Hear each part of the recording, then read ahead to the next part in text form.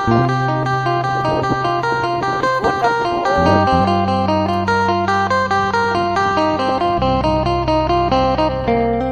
งามครับ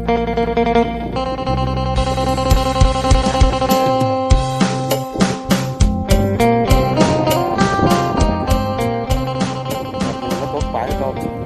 บ่อหน้าตูให้เราพี่น้องบ่อหน้าตูครับบริเวณมาตกหมองเก้าแล้วครับแต่ว่ามื้อนี้ลมแห้งแห้งพี่น้องลมแห้งยางขักเลยนี่ญาติเขากล่องอยู่นี่น้ำลดลงหลายน้ำแห้งคักยิ่งว่าเห็นหอยเลยญาติเป็นขาดอยู่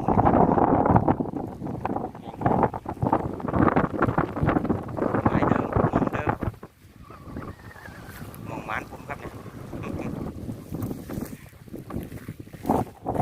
กุ้งเนี่ยกุ้งเก่าเด้อตัดกุ้งเก่าแล้วครับกุ้งมันนี่กุ้งน้อยม้ามันนี่ไปครับลุยครับไปโอ้ลมแห้งยางคักเลยครับเขากล่องยางคักเลยนะผมว่ามันนี่ใส่แต่ขั้วปิ้งครับวันนี้แล้วก็เบ็ด2 ขอนี่ครับไปครับ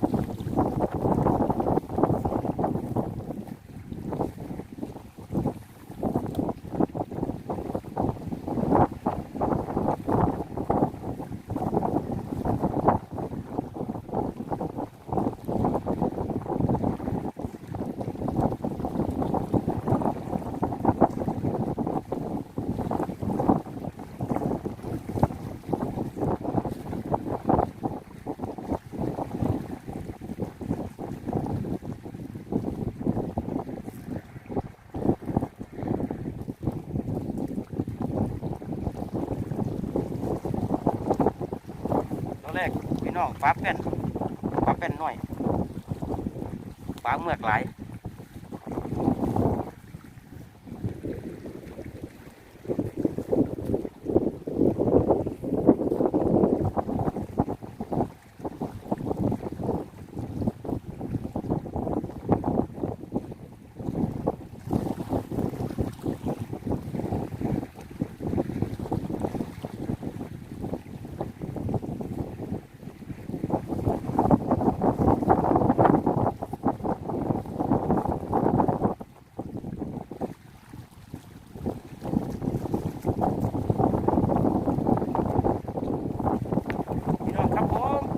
ไอ้คุดครับ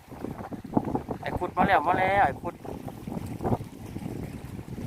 บ่อนัดตัวโอ้ตัวงามอยู่ครับตัวงามอยู่เด้อเนี่ยครับปลาคุดครับสุดยอด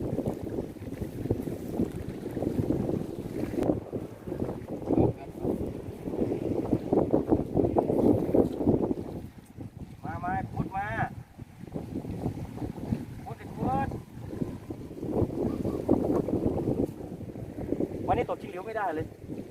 มันอยู่ไกลน้ำมันลงยันมืดลงยาวเด้อยาวยันมืดไปขึ้นมันขึ้นนี่เห็ดโคนครับ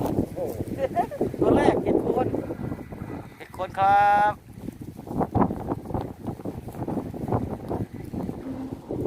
เคยกินมานานแล้วพอเนื้อมันเละใช่ไหมใช่เคยกินแต่หนังมันอร่อยแล้วนั่งอร่อย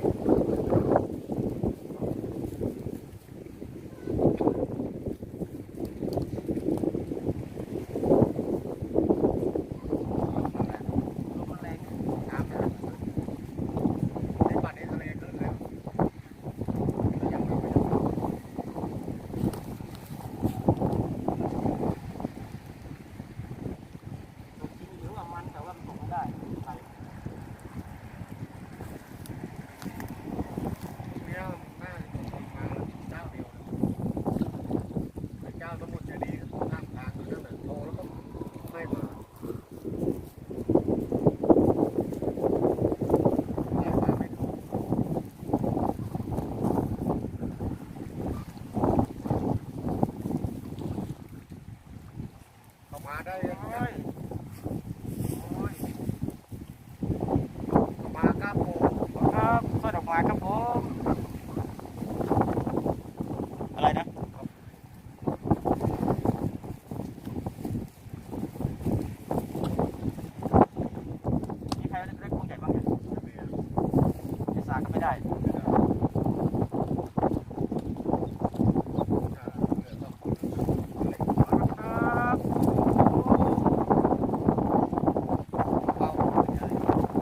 ปลารับแขกครับ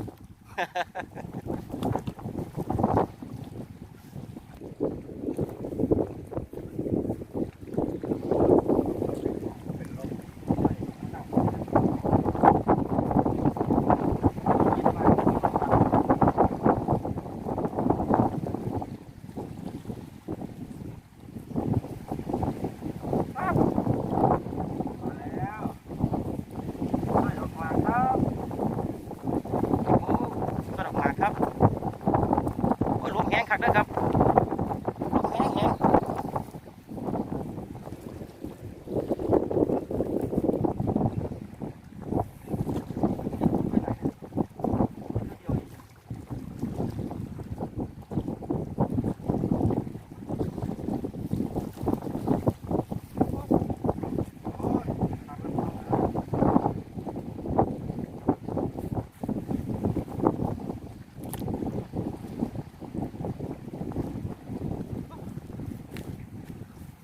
ครับผมสวัสดีมาครับ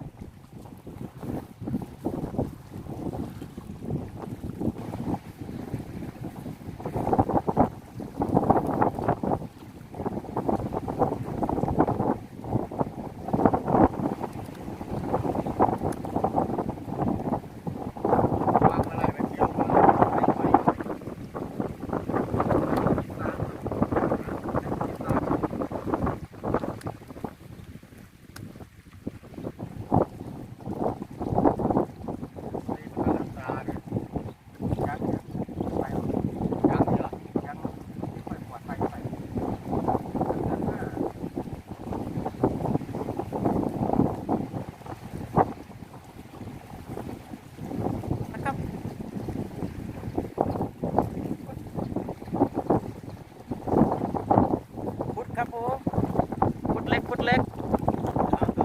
ขุดเล็กอันนี้เอาครับมีเนื้อครับ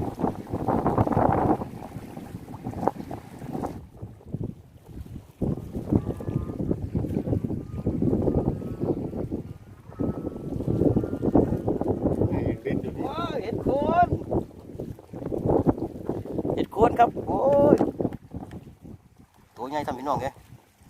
เห็ดโคนเห็ดโคนตัวใหญ่ด้วย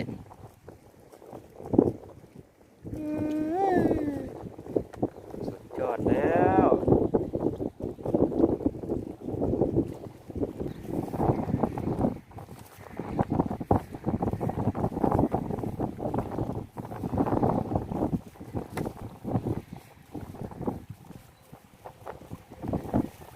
พูดถึงถ้าไปเขาเด็ดไปหลายๆคันนะครับ 5 คันก็ไปหมด คนเราไม่เด็ดหรอกไปที่บ้านมันไม่ดีนะ เอาเห็ดโคนมาอีกแล้วพี่ตัวเห็ดโคนมาอีกแล้ว เด็ดคนกระต่อย พอดีพี่ตัวแกมานั่งด้วยมานั่งให้กำลังใจลูกค้า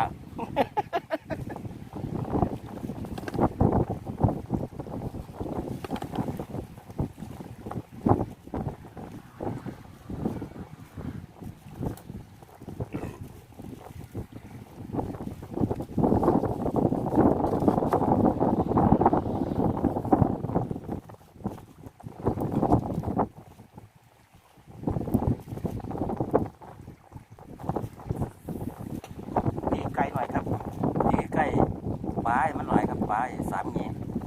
ดีหนีมันครับร้อย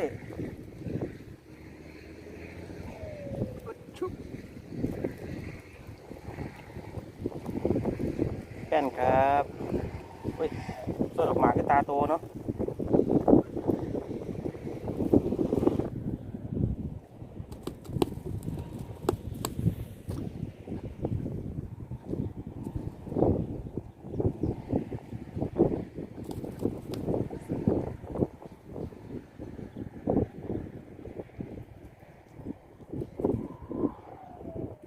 โอ้เป็นหน่อยครับพี่น้อง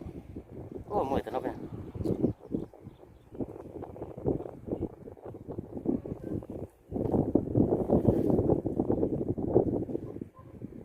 วันนี้จะปล่อยครับหน่อยพด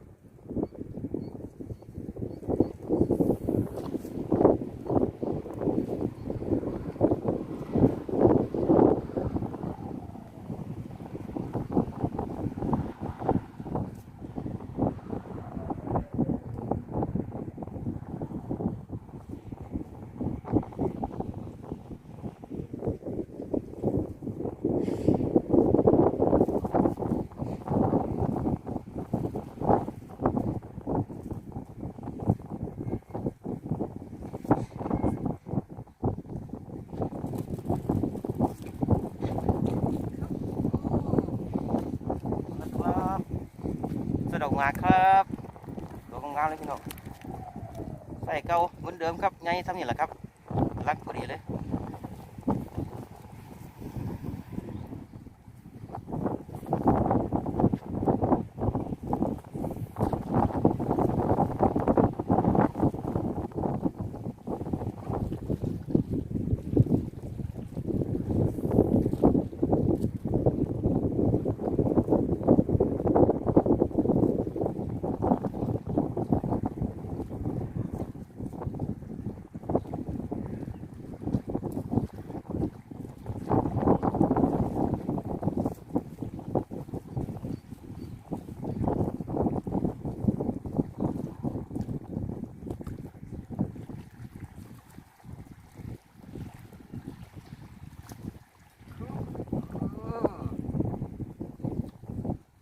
งามครับ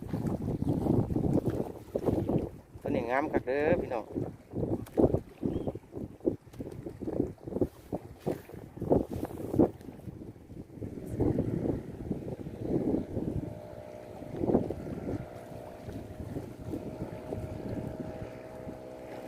ครับ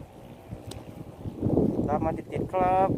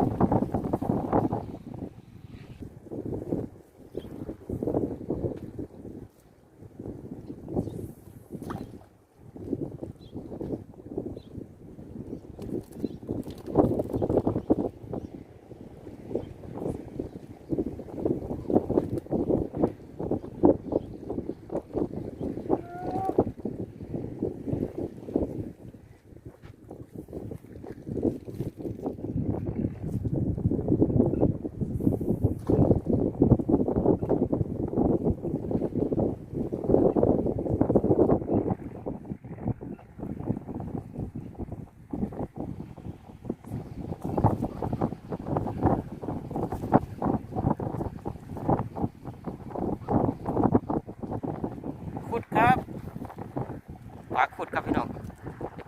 ขุดหน่อย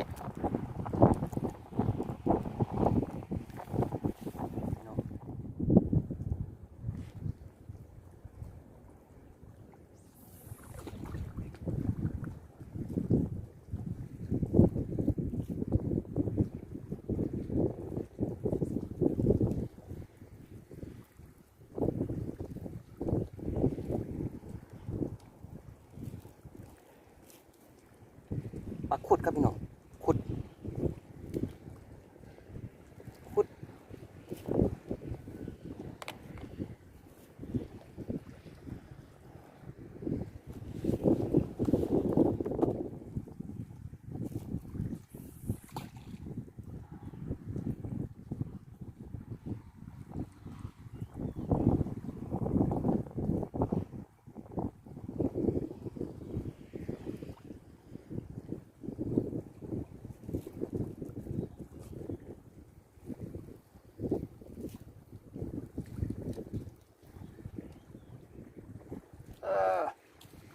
มาแล้ว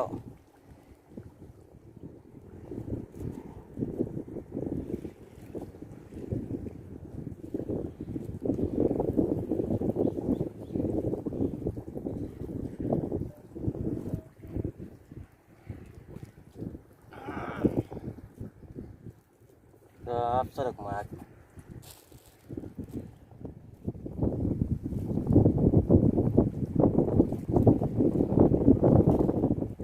หน่อย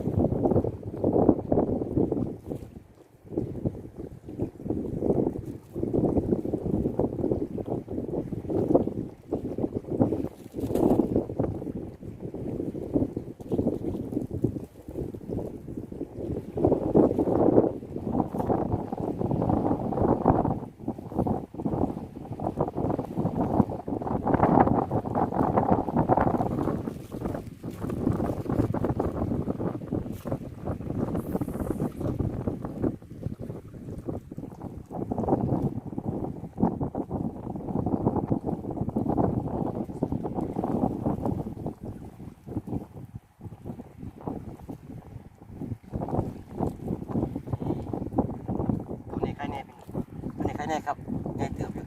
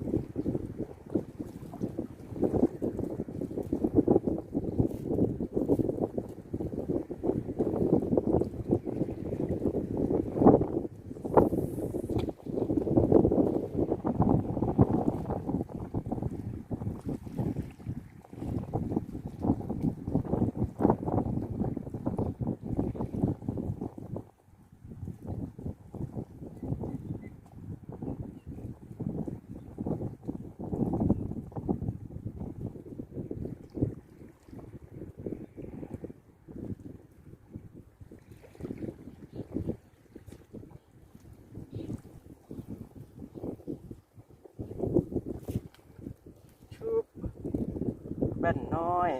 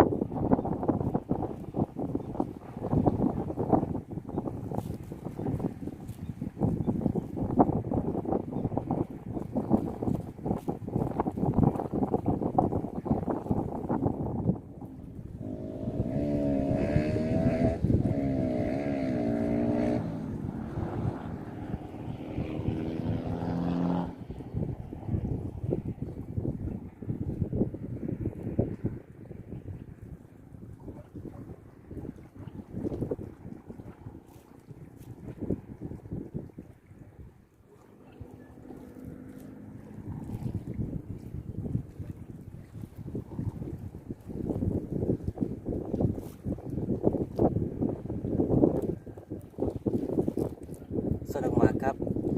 ต้องยกขั้นสูงครับเพราะว่ามันมีหอยต้องยกสูงเลยครับให้มันพ่นบ่ใส่มันขาด